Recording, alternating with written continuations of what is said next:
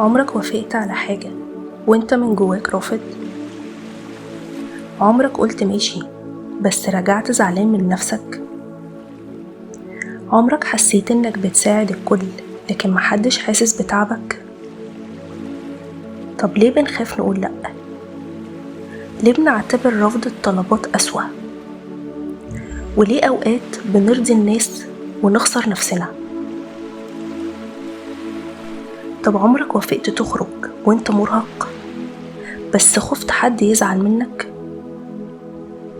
عمرك رديت على رسالة في وقت كنت محتاج فيه ترتاح بس حسيت انك لازم ترد؟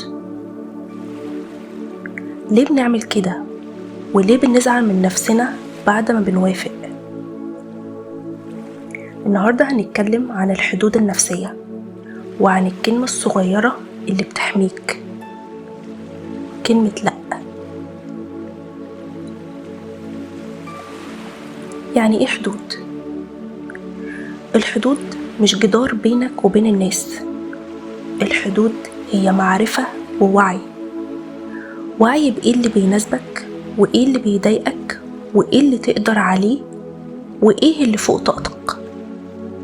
يعني تعرف فين تبدأ وفين تقف. طب ليه بنخاف نقول لأ؟ أوقات لأننا اتربينا إن الشخص الكويس لازم يوافق، متكسفش حد، ساعد الكل، خليك طيب، الناس أهم. فكبرنا فاكرين إن الرفض أنانية، لكن الحقيقة إن الرفض بيبقى أوقات احترام للنفس. طب لما ما بنقولش لأ إيه اللي بيحصل؟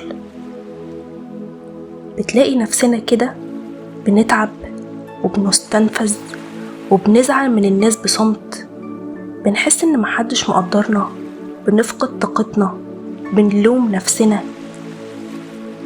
المشكلة مش في الناس، أوقات المشكلة إننا ما وضحناش حدودنا.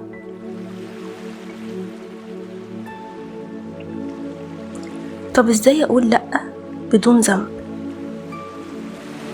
خليها بسيطة، مش لازم تبريرات طويلة.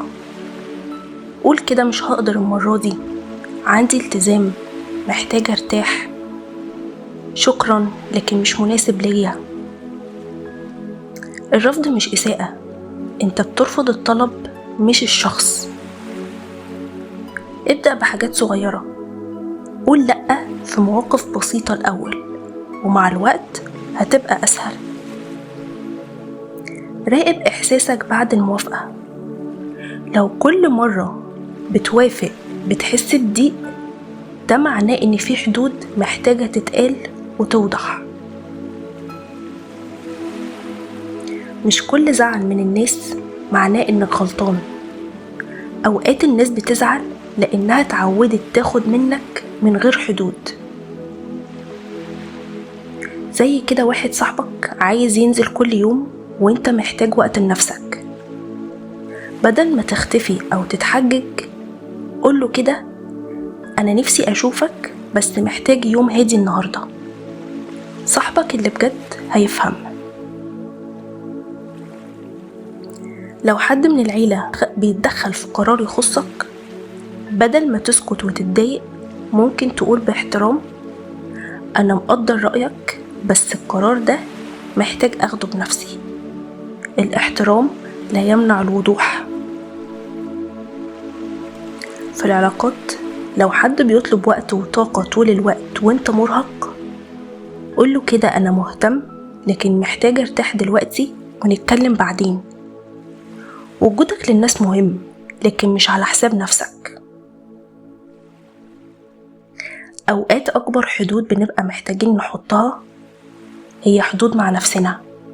يعني إيه؟ يعني تقول لأ للضغط المستمر اللي احنا بنبقى حاطين نفسنا فيه، ولأ للمقارنة، ولأ لإجبار نفسنا على مبدأ الكمال، ولأ للاستنزاف. طب أعمل إيه؟ قبل ما توافق اسأل نفسك كده، هل أنا عايز ده؟ أنا قادر أعمل ده؟ ولا بخاف أرفض؟ توقع إن مش الكل هيعجبه اللي انت هتعمله، وده طبيعي. خليك ثابت وهادي، الهدوء قوة.